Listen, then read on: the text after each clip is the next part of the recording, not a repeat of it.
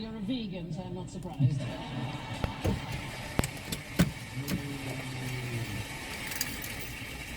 I just remembered I know a thing. Oh, wow. Cornish pasties. Okay. That picture reminded me. Yes. Those ones where it's all crimping. The crimping. I was going to say. I have no baking terms. 不要以为呢。 It's called crimping. Right, Alan's eaten his sandwich. I said it was mouldy, but this is actually a rather brilliant thing. This is a mouldy anti-theft sandwich cafe. So the sandwich is not mouldy at all. The idea is to stop people nicking it out the fridge. Didn't work with Alan. No, clearly not. It was an invention by a New York engineer and designer called Sherwood Forley, and he's also come up with, I think this is clever, what you do like this. It's a jar, which is a lid on the top and the bottom, so that you can get all the bits out of the bottom of the jar. Don't you think that's clever? That is a good idea, other than you'd open both bits at once. That would be my worry. Great surprise, Like though. a sort of awful glass Christmas cracker. Here's a tip though, if you've got a jar Yeah. of pesto sauce, Oh, right. quite hard to get ออนไลน์เลยออฟไลน์สมมอ Lovely graphic.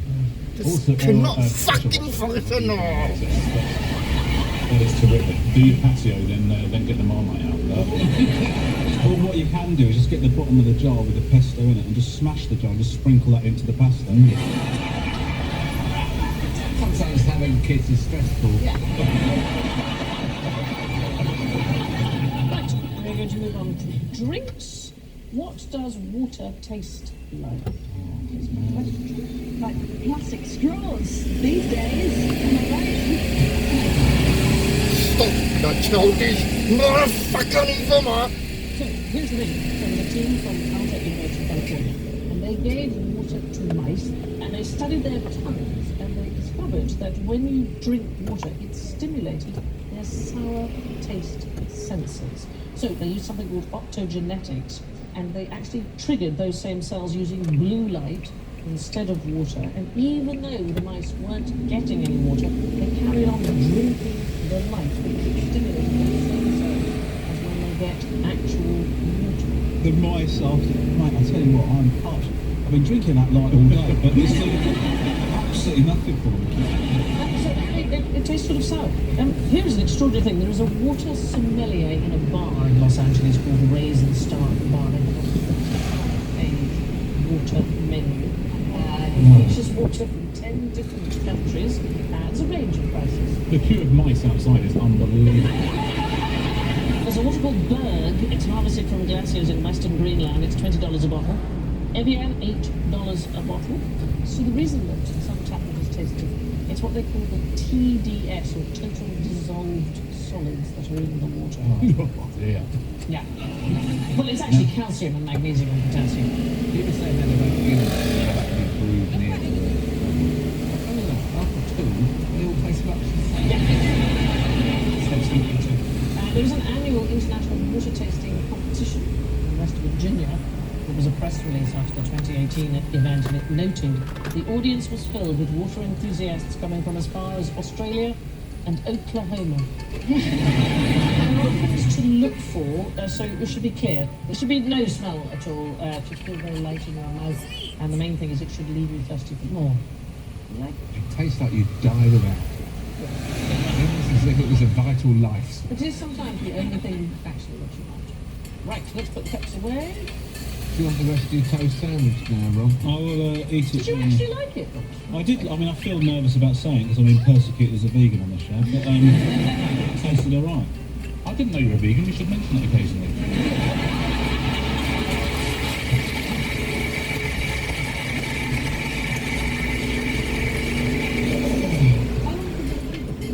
I've been a vegan for 5 years. I just sort of wanted to feel better than people. You know? Oh, it's a smugness thing. Yeah, I just sort of. Also, 2 cows came around and kidnapped his children. And said, that's too difficult to talk about because no one believes it. So he's got to go through the whole thing. Is that because children should be seen and not heard?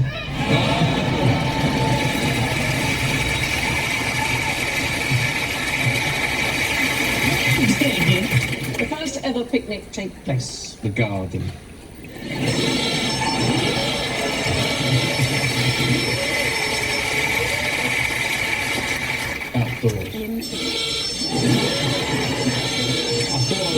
pretty safe there. The earliest picnics took place indoors. It was a sort of potluck supper in which each guest brought some food for the meal. I've got to make an admission here. Yeah. Just based on what we've said in the last 30 seconds, I don't think I know what a picnic is. If you're having a picnic inside, that is a meal. Is it?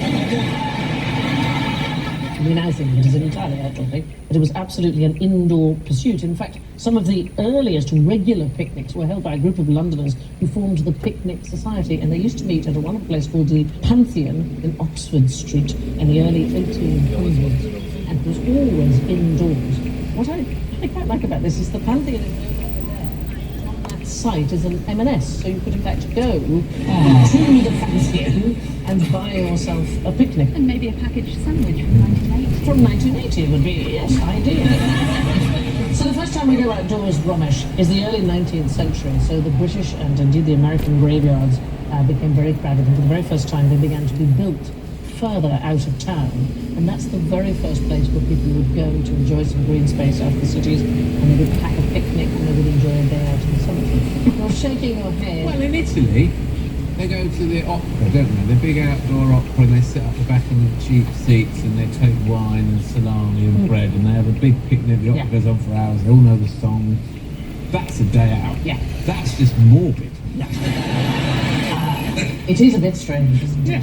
But in fact, the first public parks were actually based on these cemeteries. In fact, the top three attractions in the United States were Niagara Falls, George Washington's house, and Mount Auburn Cemetery in Massachusetts. You know, today, there are all sorts of things in cemeteries. There are people who have yoga classes, there are people who go bird watching, there are film I festivals. went to one the other day, had a Helter Skelter. I thought, come on. No, that's getting a bit sad. Lazy golf is a good option. A lot of obstacles you need to go around. Right, back to the great outdoors now. Here's a question about pests. What's the best way to keep those pesky wasps at bay? A jar of something that they like, and then they go to it. To kill them or to just trap But if them? they get stuck in there, not much you can do. What if the jar's got a top and a bottom? What do you reckon? Wasp gun? I don't know. A wasp gun is a gun that fires wasps, isn't it? Well, just adding to the problem, aren't they? Just generating more and more of them. I'm a long way away. Fascinating, we know. When they come back. It's like that joke about the bloke who throws a snail up his front step. And then 3 days later the doorbell rings. And the snail goes, what?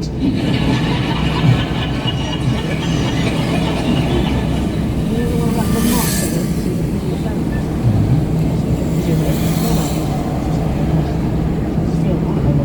This feels so low the whole time. She says, well, I'm a physiotherapist, you should see her shrink. Why have you come in here? She says, oh, the light was on.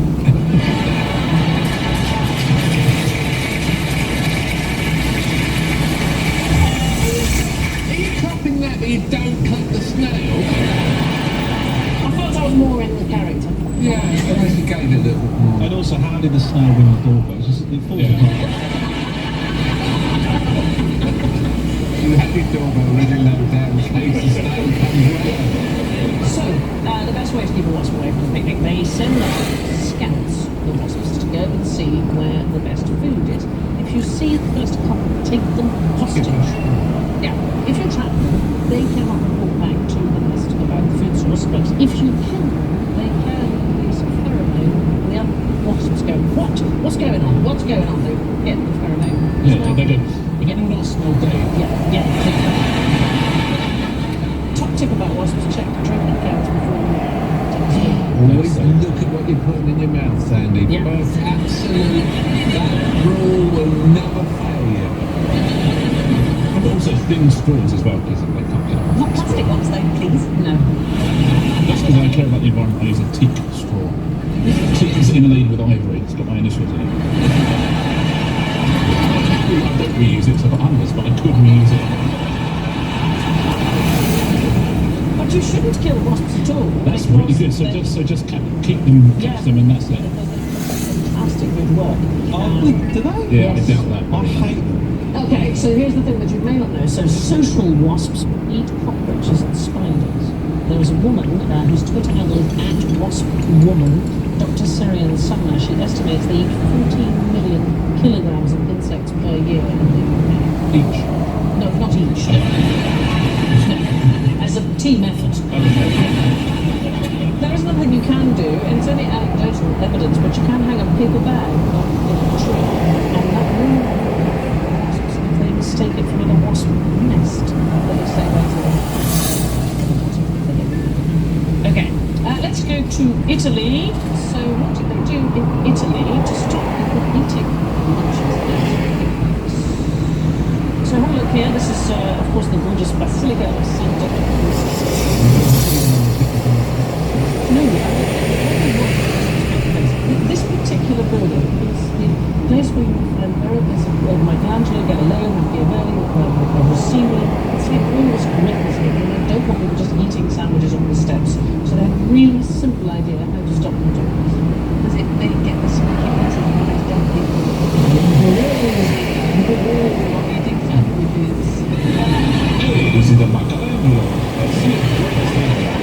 Why are you ruining the steps with the sandwich? You need to stop. Rossini! Stop it again, it's a crazy angle you're creating the sandwich on the steppers! None of these are spooky enough voices. Johnny, don't you want to see a film where Ramage plays Michelangelo? I'm going to do a scene in the picture.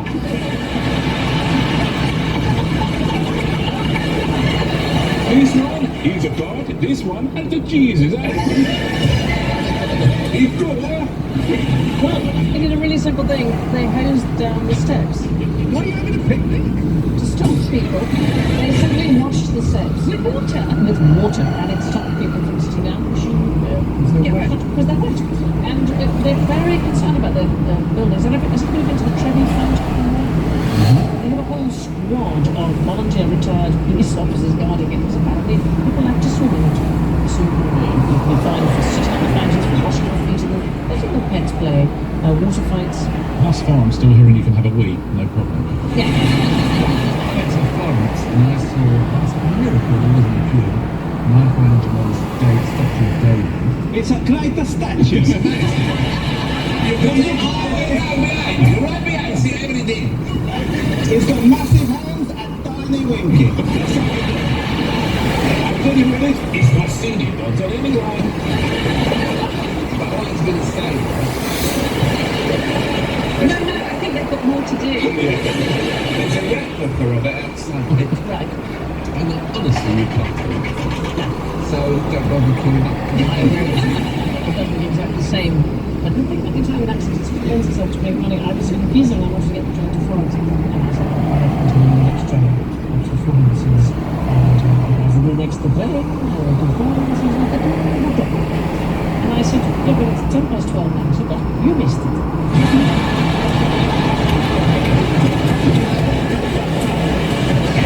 Let's stay with pests. Richard, my pointless friend, can you name a pointless pest? I can name one. I won't name him because he's a very esteemed colleague of mine. In terms of the drinking, he's a pest.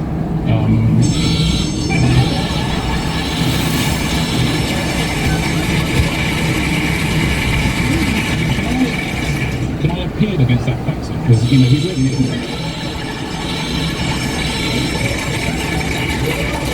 I don't want to have a one-on-one argument with whoever's pressing that button. But, I'm actually working it with my foot.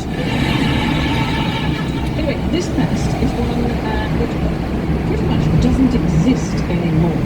This is entirely pointless. Dodo? It is the false spider mite, but it is most specifically the male spider mite. So this is a species of mite. It once reproduced exactly as one might expect it, reproduced sexually, but the female caught an infection. And since they caught the infection, they don't need males anymore. There's a type of bacteria which infects the mite's egg, and if the mite growing in the egg was male, the bacteria changes it to female. The bacteria have to live in female eggs. It's the only place that they can survive. There isn't room for them to fit inside the smaller male sperm, so they have eradicated males in order to ensure their own survival. And you're saying this is what Yakult is based on? So the mites reproduce by parthenogenesis. In other words, the egg can become an embryo without having to be fertilized by sperm. And if you were to treat the eggs of the false spider mite with antibiotics and cure it of the bacteria, then you would hatch males, but left to their own devices, they only produce I just imagine some feminist laboratory somewhere. And somebody teased this up into a human form. Well, it could never happen in human form, do you know why? I don't know. Because there's bits of the DNA, there's bits of the DNA, and they set each other. It's called genetic imprinting, and it would be impossible for us ever to. You can see you've looked into it. So there's a false spider mite and there's a true spider mite, and the true spider mites, the boys are real idiots, if I have to say, because they have discovered that the male often chooses to court dead females rather than live ones. It was in there. Last time I did it, I was having a picnic in a cemetery.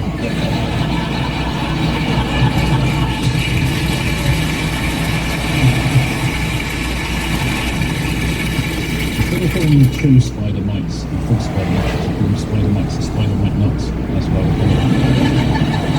Do you know what the difference is, the false and the true? Yes. What? One's female, one's male. No, so they're totally separate. Have you paid attention at all? One thing I remember is you're vegan, everything else is good.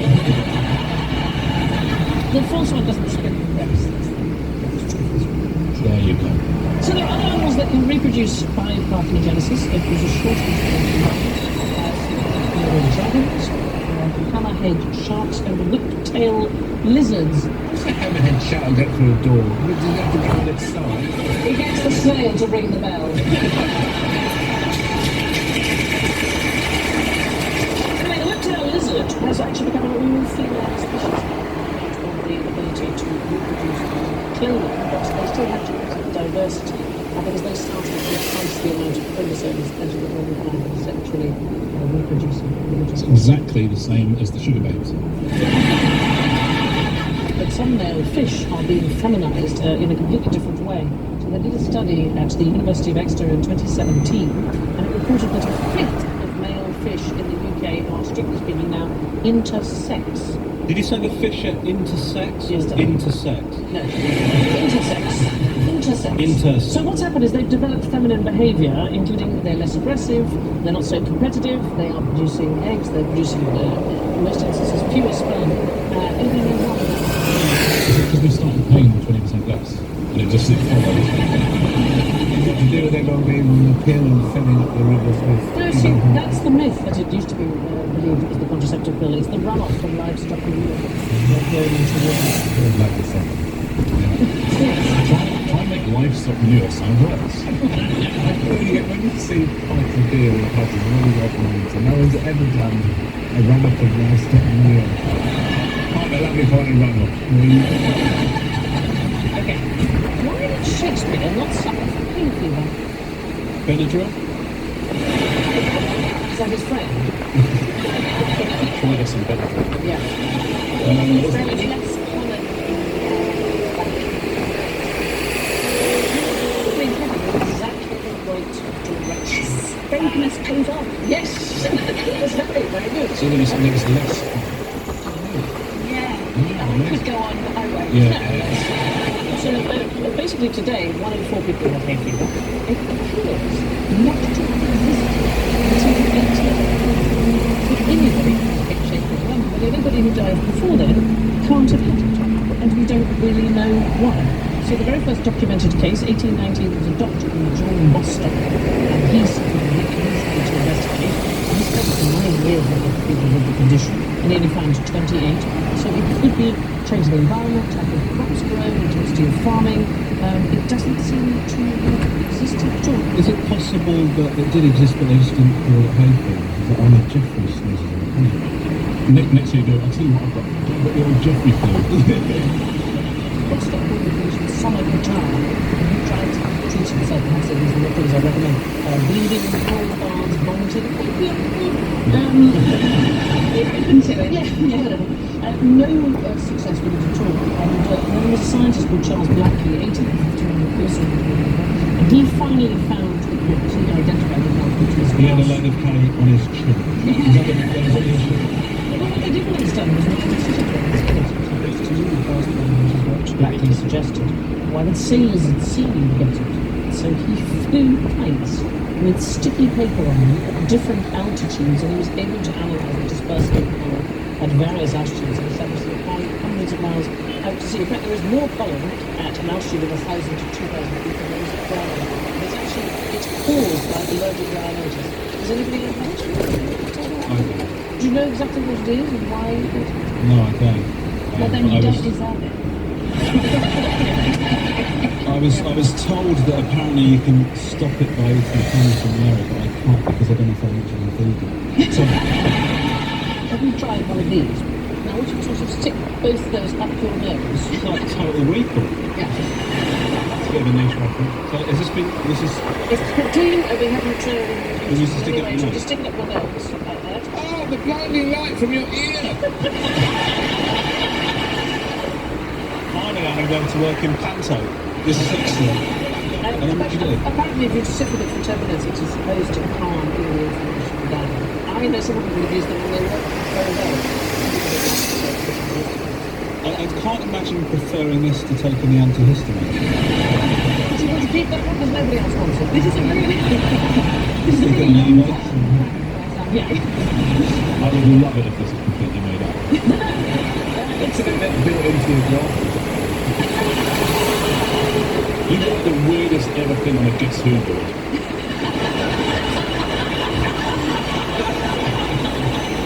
In the late 19th century, they thought it was only those with delicate conditions. So the wealthier people, upper classes, tended to have it. They would pay females. And in fact, there are specific holiday resorts. To be honest, I'd like to go there. Isn't that just like fun? Have they ever got anything? Not anymore. I like the one that's just diving straight in feet first. It looks like she just emerged. And she could just be coming out the other way. Now, Paul McCartney and John Lennon first met at a picnic in Liverpool, but why are the Beatles the reason for Man Eat Out in the street?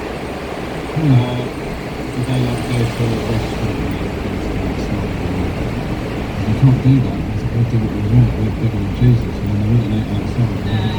No, let's do Beatles in two different senses.